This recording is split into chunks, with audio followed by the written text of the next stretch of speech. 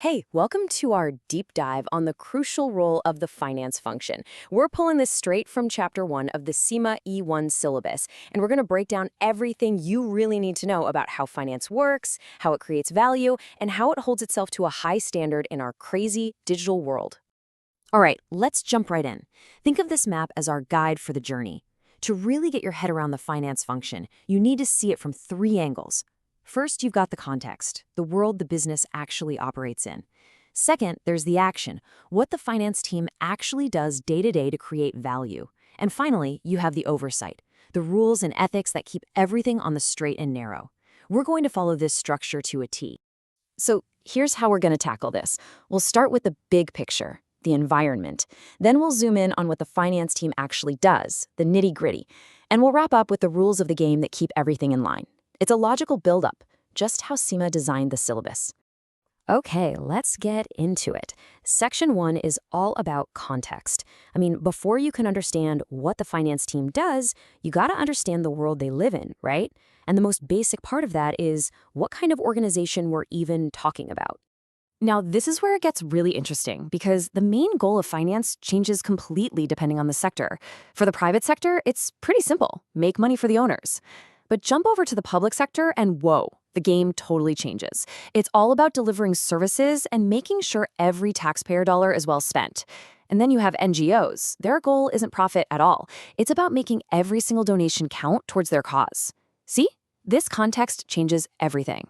So, a company's vision and mission, they're not just some fluffy words on the About Us page. They are the North Star. The vision is that big, hairy, audacious goal way off in the distance. The mission? That's what the company does every single day to move towards it. And where does finance fit in? Well, they're the ones drawing the map and making sure the expedition has enough supplies to get there. So, how do you connect a big, grand vision to what people do on a Tuesday afternoon? It's all about this hierarchy. You start with the mission. Then you figure out your critical success factors. What are the absolute must-win battles? For a tech company, it might be product innovation. For a budget airline, it's all about rock-bottom operational costs. Finance then comes in and turns these ideas into cold, hard numbers, KPIs, things like R&D spending or cost per passenger mile. This is how finance literally makes strategy happen. You know, the finance function has to play two roles at once. It's got to be a long-range weatherman looking at the macro environment. That's the big stuff you can't control. Political upheavals, economic recessions, massive tech shifts. You can't stop the storm, but you can prepare for it. At the same time, it has to be the neighborhood watch, focused on the micro environment. This is your street, your customers, your suppliers, your direct competitors. Here you actually have some influence. Finance needs to keep an eye on both to dodge threats and pounce on opportunities. Okay, so we've set the stage, we understand the environment. Now for pillar number 2, action. Let's get into the nitty-gritty of what the finance function actually does to create and protect value. Right, let's talk about value. This is so important for your CIMA exams. Value is not just another word for profit. It's way bigger than that.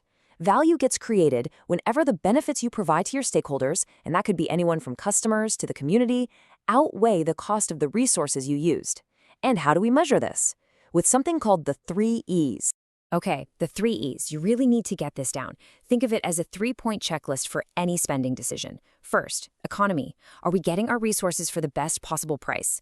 Spending less. Second, efficiency. Are we getting the most bang for our buck? The maximum output for our input? That's about spending well. And finally, effectiveness. Is what we're doing actually moving us closer to our main goals? This is about spending wisely. Real value for money happens when all 3 of these things click into place. Let's be real, the role of an accountant has changed so much. The days of just being a bean counter tucked away in a back office are long gone. In this digital world, finance pros are right there at the strategy table. They're using tech and data to see around corners, to give other departments the insights they need to make better, smarter decisions. They've gone from being scorekeepers to being key players on the team. All right, these 4 things you see here, this is the engine room of the finance function.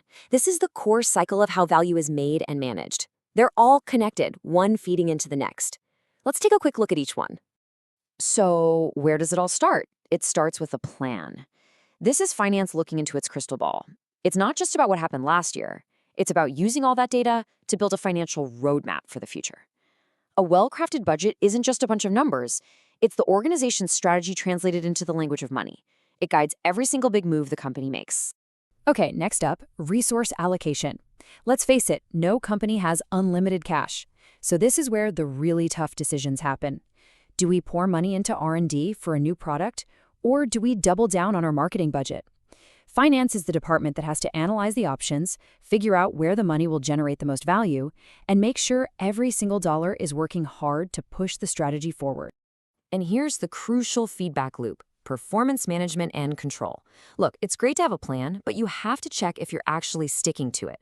Finance is constantly tracking the actual numbers against what was budgeted. They're the ones asking the tough questions, like, why are our costs so high this quarter? Or why didn't we hit our sales targets? Then they work with the rest of the business to course correct and get back on track. And last but not least, reporting. Think of this as telling the organization's financial story. You're telling it to two different audiences. To the managers inside, it helps them make better decisions. To the people outside, investors, banks, regulators, it's about being transparent and building trust.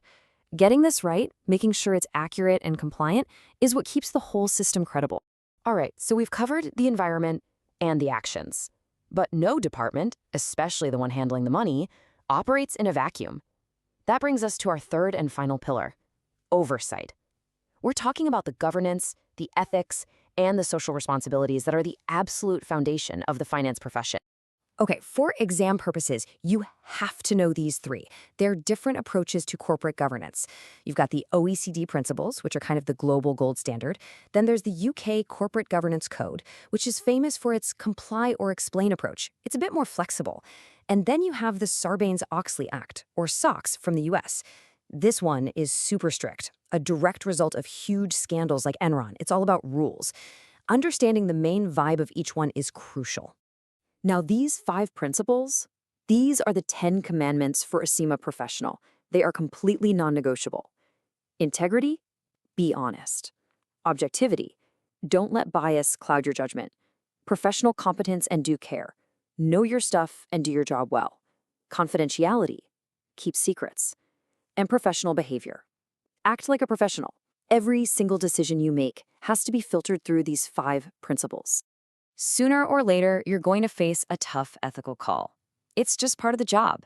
When that happens, don't panic. There's a process. First, step back, get all the facts, and think about the ethical principles at stake. Next, talk it over with your boss or others involved. If you're still stuck, CIMA has a confidential helpline. Use it.